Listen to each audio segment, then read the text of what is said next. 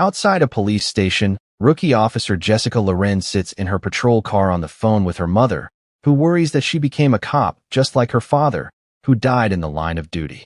Jessica does not want to discuss it on her first day. She hangs up and enters the station hesitantly. The place seems empty, so she steps inside to look around. She hears noises and spots a man cursing. She tries to talk to him, but he tells her to turn around and stop.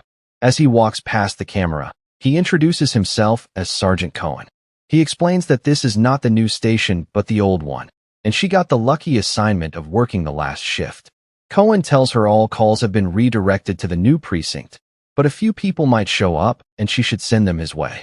In an emergency, she should call the new station. Cohen shows her the kitchen but warns her not to go near the holding cells.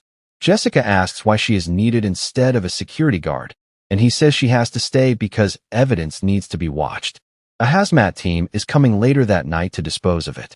He orders her not to leave the premises and says he will relieve her when her shift ends. Later, Jessica reads a book and nearly falls asleep. She suddenly notices something wrong with one of the hallway lights when the phone rings. She gets a distress call from a woman saying she is trapped and everyone with her might be dead. When Jessica asks for the address, the woman hangs up.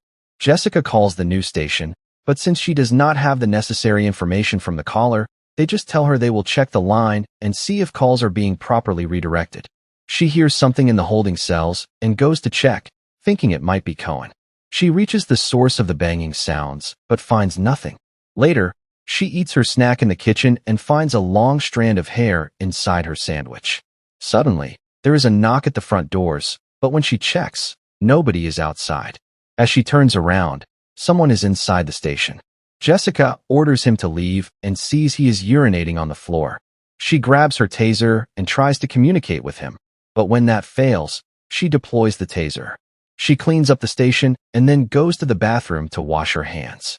She hears strange noises in the pipes and sees a pair of boots, so she leaves them outside for the drifter. When she comes back inside, she hears another noise. She finds one of the bathrooms completely destroyed. She moves on to the station gym and enters the locker room. One of the lockers still has a key, and she opens it only to find a photograph of herself and her father inside. She closes the locker and notices all the others have swung open when another call comes in. It is the same woman begging for help. Jessica gets her name, and she says she was taken to a ranch before hanging up again. Another call comes in instantly, this time from the waste removal company. The man tells her they will be a little late. Jessica calls the new station again and tells them about the second call. They say the girl is not calling emergency services but the station directly, and if she calls again, Jessica should tell her to call 911. She keeps reading the manual waiting for another call when suddenly the filing cabinet behind her starts moving. She gets up and checks but finds nothing wrong. As soon as she sits back down, it rolls again and bangs into the other shelves. Jessica hears another noise in the back and goes to investigate. She sees one of the doors is open and hears another noise inside. She reports it over the radio before going to check. The only response she gets from the station is music. She hears yet another noise, and an alarm is triggered in the station. Jessica recites lines from the manual as she approaches the source of the sound. She enters a destroyed room, and when a mop bucket nearly falls on her, she sees the drifter has entered again. He is looking for something, not paying attention to her. She sneaks up and tases him, then subdues him and drags him to holding. The doors slam shut hard, and screams can be heard from outside. The man is aggressive, so she tases him again. Jessica realizes she is locked inside the cell and calls for someone to open the door. A strange face appears at the window, startling her so much she drops her flashlight. Suddenly the drifter has the flashlight and is pointing it at her, and she reminds him she is armed. The flashlight illuminates the corner to reveal the drifter still unconscious. Jessica asks who is there with them, and a childlike voice is heard. She bangs on the door again, and the voice asks if she wants to get out. Jessica asks for her flashlight back, then everything goes dark again, and two figures are seen beside her. The lights come back on, and the cell door is open. She gets out, locks the prisoner inside, and tries to calm down. Later, Jessica calls Cohen, and when he does not answer, she leaves him a message but does not tell him what happened. She leans back to try to relax, but sees the word pig carved into the ceiling. When she checks the station doors, she sees a woman outside and tells her to leave. Marigold asks to finish her cigarette there because she feels safer, and Jessica lets her. Before going inside, Marigold says she can tell Jessica is a rookie. She says she was in a cell next to the Paimon killers, who had kidnapped and massacred some girls. Jessica knows about the case because her father was killed at the crime scene, and she knows the criminals died there too. Marigold insists they brought the killers back alive to the station and that she could hear them singing a strange song in the cell next to hers. They killed themselves with their bedsheets. Marigold finishes her cigarette and leaves Jessica speechless. Jessica patrols the station and finds a TV on playing a police interview with one of the Paimon brothers who committed the crime. 2 more TVs turn on, showing interviews with the Paimon sisters. John Paimon is seen in a flashback talking about the devil. The flashback interviews continue with the sisters, both saying similar things. John makes an absurd threat on the recording as if he could be talking directly to Jessica. Suddenly, one of the chairs slides toward her, and for a moment it seems like someone is sitting in it. It keeps coming until it knocks Jessica down. The phone rings, and she runs to answer. It is the same girl saying the other girls have been killed. The people who did it will not stop singing the same song Marigold mentioned. Jessica tries to make the girl call 911, but she says she cannot. Jessica tells her to run and hide. Before the call ends, she asks the girl if she has ever heard the name Paimon, and she says yes. Jessica starts connecting some dots. She calls the news station and relays all the details of her conversation with the girl. She tells the officer on the other end that she thinks the remaining members of the Paimon family might be with her. He laughs and says they are all in custody under constant police supervision. He gives her a report number and tells her to reference it when she calls again if she gets more information. She thanks him and hangs up. Suddenly, she hears sobbing from the other side of the station. Jessica checks a room with some office chairs, but is startled by more noise. When she looks back, the chairs have been completely rearranged. Jessica has had enough and thinks the other officers are playing a prank on her because she is new. Suddenly, the station doorbell rings, and when she checks, there is an officer there. She starts asking if it was just him who played the prank or if others were involved, but he seems to have no idea what she is talking about. Jessica asks if they play the same trick on other rookies too. He introduces himself as Price and says he just came to check on her. Price asks to come in. They enter the station together and chat. She thinks someone sent him to see how she was doing, but when he asks about her shift, she tells him about the drifter. He laughs and says he has been through worse, like a criminal once defecated all over his patrol car. Jessica relaxes a bit, and Price says he actually came to check on her because he knew her father. She asks if he was with him that night. Price tells her how it happened. They arrived early at the scene, but could hear the girls begging for their lives. The 2 of them went in without backup, and her father held off the payments while Price managed to get some of the girls out. He says 2 officers died there, including her father. Price tells her father was a good cop and would have been very proud of her. When he turns away, she sees a huge hole in his head. As he passes by the window outside, he disappears. Jessica goes to check where he went and calls out for him. Suddenly, she hears voices coming from all sides of the station. She sees a body being moved down the hallway. It starts levitating in an unnatural way. She hides for a moment and draws her gun.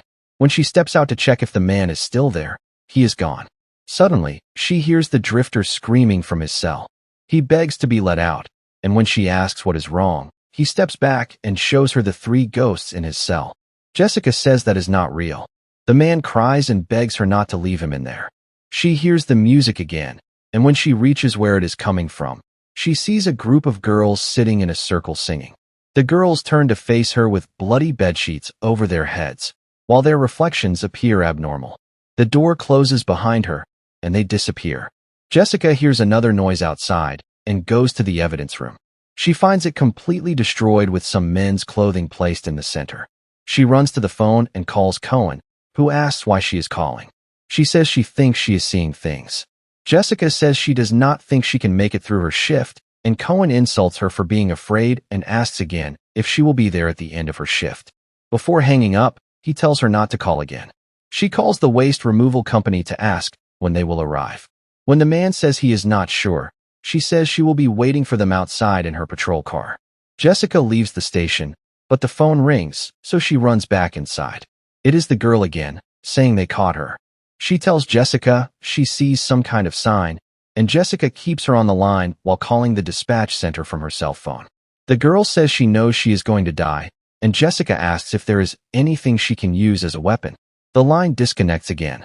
Jessica calls the news station and references the number she was given earlier. The same officer answers and says the girl who has been calling the station is dead. Jessica cannot believe it. The officer says she was the payman's last victim and was beaten to death with a baseball bat. He suggests that some members of the payman community might have avoided capture and are playing a sick joke on her, or that it could be a ghost. The officer says the paymans killed themselves at the station and strange things have been happening there ever since. A photograph falls behind her, and she hangs up. It is a post-mortem photo of her father.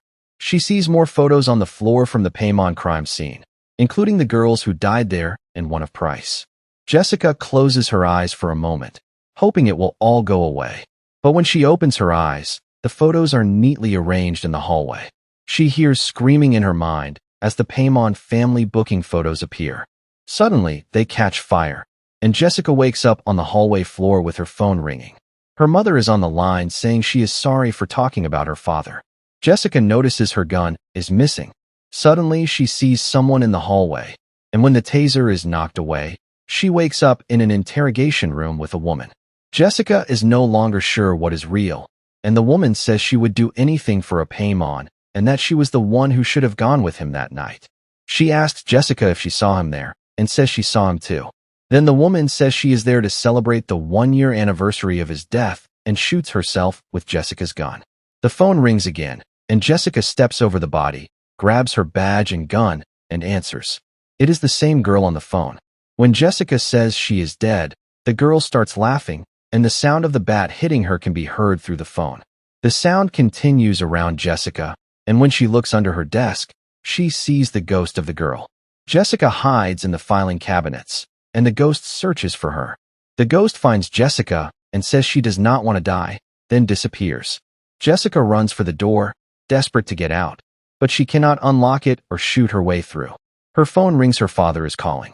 He says she is as determined as he was, but asks why she is trying to leave when he gave his life for the job. Jessica apologizes and says she will stay. He says the man who killed him is still in the building, and she needs to do something about it. The cabinet suddenly slides past her. She asks how he got out and tells him to stop. When she looks in the mirror, he transforms into an apparition. Jessica checks the drifter's cell only to find him dead. The words "King of Hell" are written on the walls. Jessica tries to call the news station for help, but she only gets static on her radio, then a scream, and the music again. Blood pours from the radio, and a ghost appears behind her. She sees a projection of the paymans performing some kind of ritual in their cell before killing themselves. John turns to face her and pulls off the sheet. The ghosts are suddenly beside her and in the projection too. Price also appears and kills himself. John nearly grabs her, but she finds a photo of her father and recites parts of the police code of conduct. Her father calls again and says they are coming. He tells her she needs to stop them no matter what. Some men in hazmat suits appear, and she shoots at them. They tell her to go find them. Jessica searches for them and ends up in the evidence room. She uses the taser and goes after them. Jessica shoots one and continues after the others. She takes down another and subdues one more. He starts talking about the devil, and she shoots him too. Cohen appears behind her with his gun raised at her. She turns around and sees the man she killed was from the waste removal company. The real events unfold in a flashback. Jessica cannot believe it. She killed all the hazmat guys who were supposed to come and dispose of the evidence. Cohen reports the situation over the radio while she sings the payman song. Then the 3 payman ghosts appear and take her. And that is Last Shift, a 2014 horror and mystery film.